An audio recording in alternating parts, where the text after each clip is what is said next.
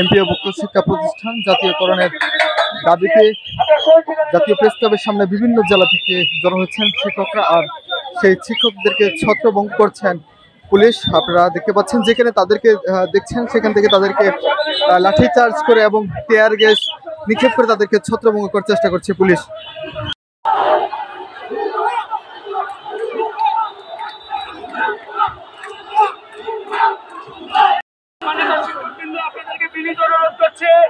আপনারা শহীদ মিনারে চলে যান। আপনাদেরকে বিনীত অনুরোধ করছে, আপনারা শহীদ মিনারে চলে যান।